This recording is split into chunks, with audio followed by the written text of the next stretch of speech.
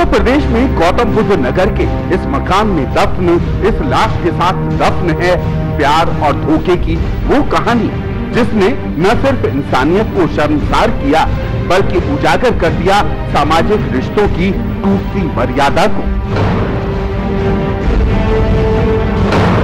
चंद रोज पहले तक ये शख्स खुश था अपने बिछड़े प्यार को पाकर, लेकिन उस समय इसे नहीं पता था कि उसे दोबारा हासिल हो रहा उसकी पत्नी का प्यार प्यार नहीं बल्कि उसकी मौत का एक पैगाम है। भरतपुर राजस्थान के उद्योगनगर थाना इलाके में रहने वाला चरण सिंह पिछले कई दिनों से घर से गायब था। मथुरा उत्तर प्रदेश में रहने वाले उसके बहनोई कई दिनों से फोन के जरिए उससे संपर्क करने की कोशिश भी कर रहे थे, लेकिन चरण सिंह के बारे में उन्हें कोई जानकारी नहीं मिल रही थी।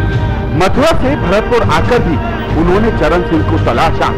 निराशा हाथ लगने पर 15 मार्च 2012 को उन्होंने चरण सिंह की गुमशुदगी उद्योगनगर थाने में दर्ज करा दी।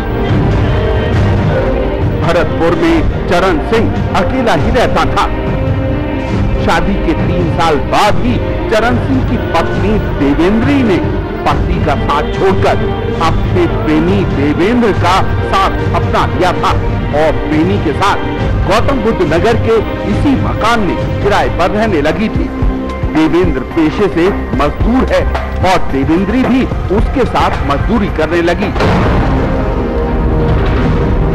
चरण सिंह की गुमशुदगी के मामले में जांच कर रही उद्योगनगर थाना पुलिस को पूछताछ के दौरान कई ऐसे अहम सुराग मिलते चले गए जिसने तार तार होते पारिवारिक रिश्तों और टूटती सामाजिक मर्यादाओं को उजागर कर दिया।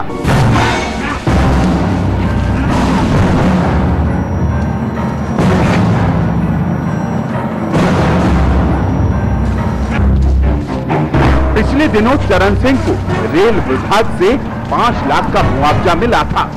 रेलवे में मजदूरी के दौरान चरण सिंह का एक हाथ कट गया था, उसके मुआवजे के रूप में मिली थी ये राशि।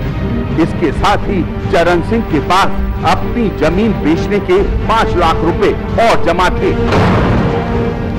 कल तक एक हाथ कटे चरण सिंह के पास लाखों रुपए हैं, ये खबर गौतम बुद्ध नगर में बैठी उसकी पत्नी देवेंद्री को जब लगी तो उसने और उसके प्रेमी देवेंद्र ने चरण सिंह की संपत्ति हड़पने की साजिश रची और चरण सिंह की गुमशुदगी के कुछ दिन पहले ही देवेंद्री उसके पास आ गई। देवेंद्री ने उस समय चरण सिंह के चरणों में बैठकर रोते हुए कई बार अपने किए की माफी मांगी और उसे वापस अपनाने की गुहार करने लगी। देवेंद्री की आंखों से बह रहे आंसू उस वक्त बेशक चाहे नकली रहे हों, लेकिन उन आंसुओं के साथ साथ चरण सिंह के दिल में पत्नी के खिलाफ बैठी नफरत भी रहने लगी। इतने समय के पत्नी के वियोग ने चरण सिंह को पिघला दिया और उसने देवेंद्री के सभी गुनाह माफ कर उसे फिर से अपना लिया। पति पत्नी के इस मिलन में दोनों के अपने अपने स्वार्थ थे। देवेंद्री ने जब ये महसूस किया कि चरण सिंह एक बार फिर उसके प्रेम जाल में फंस चुका है, तब उसने अपनी साजिश का अगला पन्ना खोला और उसे ले गई गौतम बुद्ध नगर के उस मकान में जहां रहता था उसका प्रेमी देवेंद्र और देवेंद्री ने उस रात चरण सिंह की खातिरदारी में कोई कसर नहीं छोड़ी और उसे जमकर शराब पिलाई। चरण सिंह शराब की एक एक घूंट में फंसता चला गया मौत के घेरे में। उसे नहीं मालूम था कि ये शराब के घूंट उसकी जिंदगी के आखिरी घूंट साबित होंगे। शराब के नशे में जब चरण सिंह वहीं बैठे बैठे लुढ़क गया, तब शुरू हुआ हैवानियत का एक ऐसा खेल जिसका चश्मदीद गवाह अगर कोई था तो वो था ये कमरा।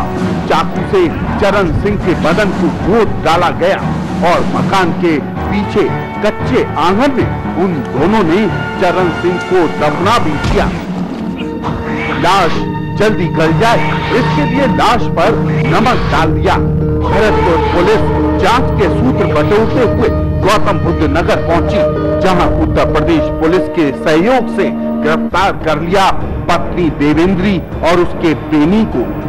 देवेंद्री ने चरण सिंह से प्यार के बोल उस समय भी बोले थे जब वो शादी करके ससुराल आई थी।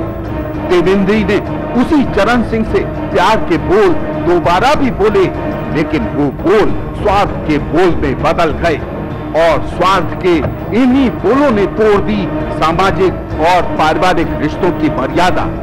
पुलिस की गिरफ्त में अपने प्रेमी के साथ खड़ी देवेंद्री के चेहरे पर झलक रही ये मासूमियत महज एक पर्दा है चेहरे की उस क्रूरता का जिसने चरण सिंह को प्यार के बदले मौत दे दी।